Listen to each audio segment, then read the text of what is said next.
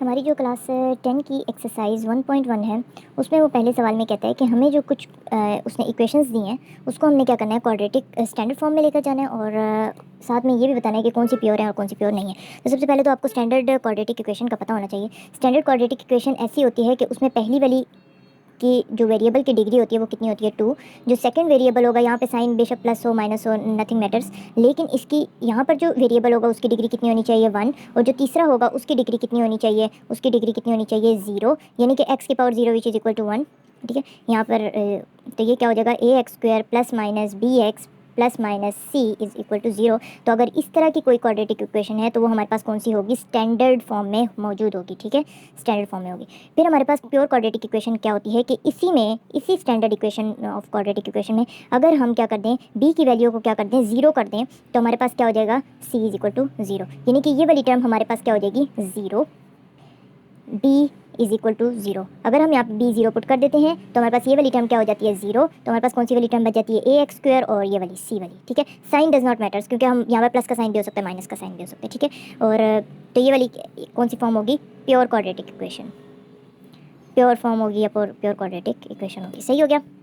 सवाल नंबर 1 मैंने आपको बता दिया कि उसने क्या कहा हुआ है कि हमें क्या करना है, क्वाड्रेटिक इक्वेशंस भी बनानी है और उसमें बताना भी है कि कौन कौन सी वाली प्योर है और कौन कौन सी वाली प्योर नहीं है। तो क्वेश्चन नंबर 1 के पार्ट 1 का जो पहला सवाल है वो है x+7 और फिर ब्रैकेट लगी हुई है x-3 और फिर क्या लिखा हुआ है -7 लिखा हुआ है। ठीक हो गया, तो हमने इसका सोल्यूशन निकालना है। तो सबसे पहले लिखते हैं सोल्यूशन। ठीक है, सोल्यूशन के बाद हमारा क्या होगा कि इन दोनों ब्रैकेट्स को हमने क्या करना है, आपस में मल्टीप्लाई करवानी है। तो एक ब्रैकेट को हम क्या कर देते हैं, ब्रेक कर देते हैं, इसको ब्रेक करवा लो। तो ये वाली पूरी आ जाएगी x-3, फिर आ जाएगा +7, फिर हो जाएगा x-3 और ये हो जाएगा -7। ठीक है, अगर आप डायरेक्ट मल्टीप्लाई कर सकते हो तो ये वाली टर्म जो है आगे जाके दोनों के साथ मल्टीप्लाई होगी, फिर ये वाली टर्म आगे जाके दोनों के साथ मल्टीप्लाई होगी। अगर उस तरह कर सकते हो तो डायरेक्ट कर लो, वरना आप लोग इस तरह कर सकते हैं। सही है, इसके बाद क्या होगा, x अंदर मल्टीप्लाई हो जाएगा, x² हो जाएगा, -3x हो जाएगा, +7x हो जाएगा और -3 7 21 हो जाएगा। ठीक है, और ये हो जाएगा -7। ये बात याद रखिएगा कि स्टैंडर्ड फॉर्म वो वाली फॉर्म थी कि जिसमें इज इक्वल के बाद 0 लगना था, मतलब कोई भी हमारे पास कांस्टेंट था वो सारा हमने क्या कर देना था, एक तरफ कर लेना था। सेम एज इट इज़ यहाँ पे भी हम करेंगे। x², ये दोनों टर्म आपस में ऐड हो रही हैं या सब्ट्रैक्ट हो रही हैं, बड़े वाले का साइन आ जाएगा और 7 में से 3 निकाले 4x हो जाएगा। ठीक है, अब ये -21 है और उधर से 7 इधर आएगा तो क्या हो जाएगा +7 इज इक्वल टू 0। इनको सॉल्व करो तो ये बनता है x² + 4x और ये हो जाता है -14 इज इक्वल टू 0। तो ये हमारे पास कौन सी फॉर्म है, स्टैंडर्ड फॉर्म है। ठीक है, स्टैंडर्ड फॉर्म भी है ये हमारे पास और ये हमारे पास जो है क्वाड्रेटिक इक्वेशन भी है। सिंपल हम बस इस तरह लिख के छोड़ देंगे। सही है, जो उनसे प्योर होगी उसके साथ हमें प्योर क्वाड्रेटिक फॉर्म लिखना होगा। चलते हैं अगले सवाल की तरफ। ओके, तो सेकंड पार्ट जो हमारा है वो है इस तरह का। तो हमें क्या करना पड़ेगा, ये जो डिजिट्स हैं हमें क्या करना पड़ेगा, इसका एलसीएम लेना पड़ेगा। तो 3 और 7 को जो एलसीएम आता है वो आता है 21। ठीक है, और क्या हो जाएगी, क्रॉस मल्टीप्लिकेशन हो जाएगी। तो 7 मल्टीप्लाई हो जाएगा इसके साथ x² + 4 के साथ और -7 कितने ज़ार होता है 3 ज़ार, तो 3 ऊपर मल्टीप्लाई होकर क्या हो जाएगा 3x और इस तरफ क्या हो जाएगा 1। ठीक है, तो ये अब 21 यहाँ पे डिवाइड हो रहा है, उस तरफ जाके क्या हो जाएगा मल्टीप्लाई और सेम एज इट इज़ इनको अंदर मल्टीप्लाई करवाते हैं। तो ये हो जाएगा 7x² + 28 -3x is equal to 21। ये 21 यहाँ डिवाइड हो रहा है तो उधर जाकर मल्टीप्लाई हो जाएगा। अब 21 को भी इस तरफ ले आओ तो ये हो जाएगा 7x² - 3x, एक्स वाली टर्म को पहले लिख दिया, +28, 21 वापस आएगा तो ये क्या हो जाएगा 21 इज इक्वल टू 0। ठीक है, ये बात याद रखिएगा कि यहाँ पर ये 21 डिवाइड हो रहा था तो उधर जाके क्या हो जाएगा मल्टीप्लाई, लेकिन यहाँ पर ये क्या हो रहा है प्लस हो रहा है तो इधर आके क्या हो जाएगा माइनस हो जाएगा। इस चीज़ का डिफरेंस आपको मालूम होना चाहिए। सही हो गया, तो अब इसको जरा सॉल्व करते हैं। तो ये हो जाएगा x² - 3x और ये हो जाएगा प्लस का साइन और 8 में से 1 गया 7 हो जाएगा और ये क्या हो जाएगा 0। तो ये हमारी फिर कौन सी फॉर्म है, क्वाड्रेटिक फॉर्म है या क्वाड्रेटिक इक्वेशन है। ठीक है, हमें इसमें से प्योर का भी बताना था। तो जो सी प्योर होगी यानी कि जिसमें b हमारा क्या होगा 0 के इक्वल होगा, यानी कि ये वाली टर्म हमारे पास क्या होगी मौजूद नहीं होगी, तो हम क्या लिख देंगे साथ प्योर क्वाड्रेटिक इक्वेशन। चलते हैं अगले पार्ट की तरफ। ओके, तो पार्ट नंबर 3 हमारा इस तरह है कि नीचे हमारे पास क्या मौजूद है, x और x+1 मौजूद है। तो सेम एज इट इज़ हम क्या ले लेंगे इनका एलसीएम। तो एलसीएम में क्या आ जाएगा x × x+1। ठीक है, तो इसमें यहाँ पर क्या मौजूद है x+1, किस चीज़ की कमी है x की, तो x ऊपर क्या हो जाएगा मल्टीप्लाई हो जाएगा, तो कितना हो जाएगा x² प्लस यहाँ पर क्या मौजूद है x, किस चीज़ की कमी है x+1 की, तो x+1 ऊपर मल्टीप्लाई करवा देंगे तो 2x+1 होंगे ना, आप लोग इस तरह लिख लो और ये क्या हो जाएगा 6। अब ये जो नीचे ये वाली टर्म है ये इधर क्या हो रही है डिवाइड, उधर जाके क्या हो जाएगी मल्टीप्लाई और हम इसके अंदर भी क्या करवा देते हैं मल्टीप्लाई करवा देते हैं। अगर आप लोग चले मल्टीप्लाई करवा लें तो ये क्या हो जाएगा x² + x यानी कि ये पहले इससे मल्टीप्लाई करवाया, फिर इस x को 1 के साथ मल्टीप्लाई करवाया, ये आ गया, फिर इस 1 को इससे मल्टीप्लाई करवा दिया, ये आ गया और फिर वो 1 से मल्टीप्लाई होकर 1 हो जाएगा और ये हो जाएगा 6x × x+1। सही हो गया, ये दो हैं, इन दोनों को ऐड कर देते हैं, ये हो जाएगा 2x², ये हो जाएगा प्लस ये x और x कितना हो जाएगा 2x और +1 और ये अंदर मल्टीप्लाई हो जाएगा 6x² प्लस 6x। अब ये दोनों टर्म्स भी वापस ले आओ तो ये बन जाएगा 2x² minus 6x² plus 2x minus 6x plus 1 is equal to 0। सारी टर्म्स को मैं एक साइड पे कर लिया, अगली तरफ 0 बन जाएगा।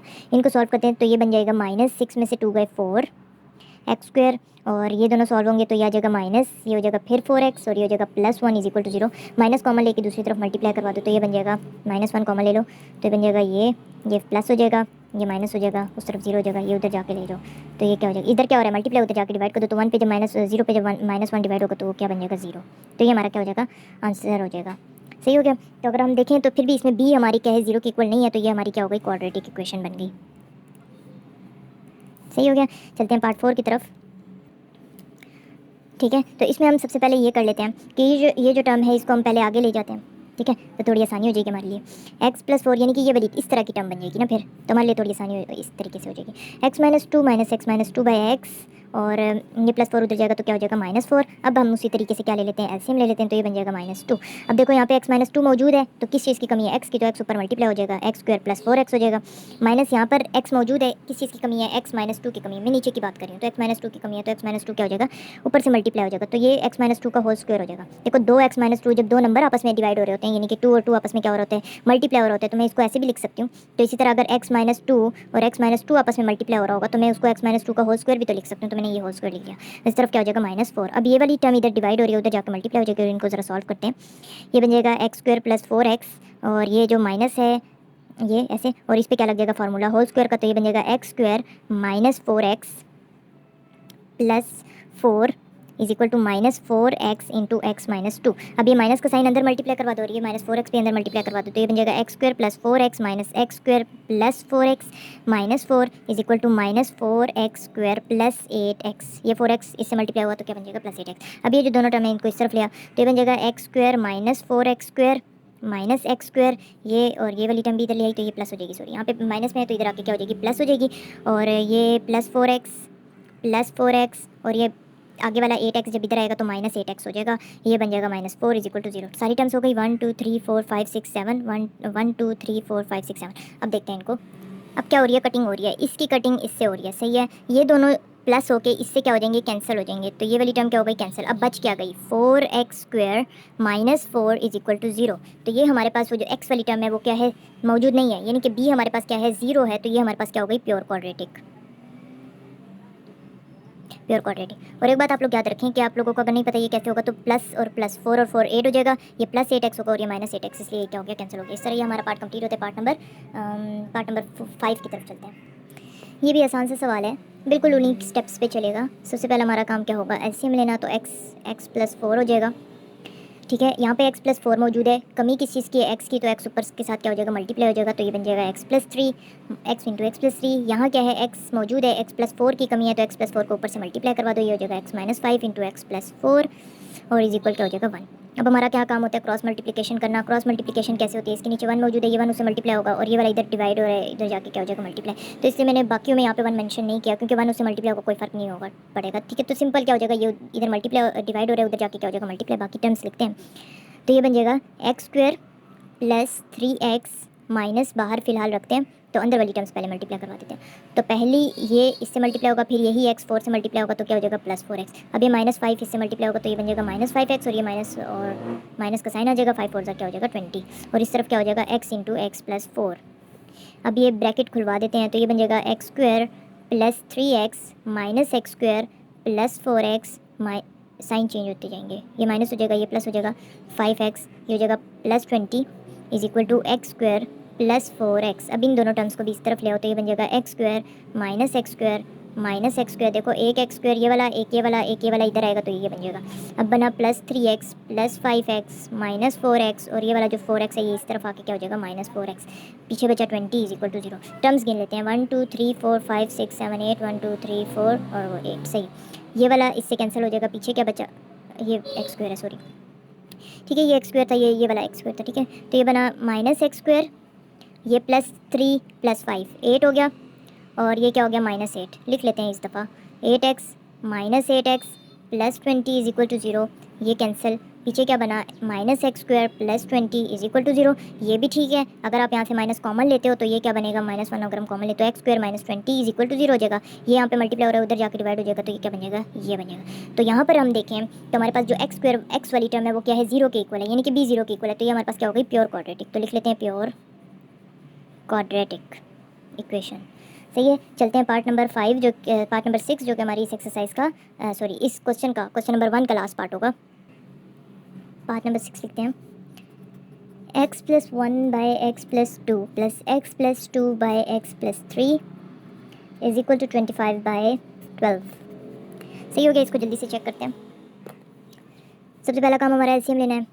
एलसीएम में ये दोनों टर्म्स आ जाएंगी, x + 2 x + 3। अब ये जो x + 2 है ये यहाँ मौजूद है, क्या नहीं है, x + 3, तो x + 3 को ऊपर से मल्टीप्लाई करवा दो, x + 1 × x + 3 हो जाएगा, प्लस x + 2 कौन सा वाला, ये वाला, यहाँ पर x + 3 मौजूद है, क्या नहीं है, x + 2। मैं नीचे वाले की बात कर रही हूँ, डिनोमिनेटर में क्या मौजूद नहीं है, x + 2 यहाँ मौजूद नहीं है, तो x + 2 जब ऊपर मल्टीप्लाई करवा देंगे x + 2 और यहाँ क्या हो जाएगा 25/12। सही हो गया। अगला पार्ट, अगला स्टेप देखते हैं। अंदर मल्टीप्लाई करवा देंगे, ये बन जाएगा x² + 3x + x + 3। ये पहले इससे मल्टीप्लाई हुआ, फिर यही नंबर इससे मल्टीप्लाई किया, फिर यही नंबर इससे, और फिर 1 को 3 से, 1 को x से 1x बन गया, ठीक है। Plus same as it is यहाँ पे करते हैं, ये बन जाएगा x² + 2x प्लस इससे, फिर इससे, फिर यही 2x + 4 इज इक्वल टू, ये जो नंबर है ये नीचे क्या हो रहा है, डिवाइड, उधर जाके क्या हो जाएगा, मल्टीप्लाई। तो ये बन जाएगा 25 × x + 2 × x + 3 और नीचे क्या है 12 है, ठीक है। अब ये 12 यहाँ डिवाइड हो रही है, उधर जाके मल्टीप्लाई हो जाएगा, ये बन जाएगा 12x² + 3x, सॉरी मल्टीप्लाई भी करना है ना, 36x + 12x + 36 + 12x² + 24x + 24x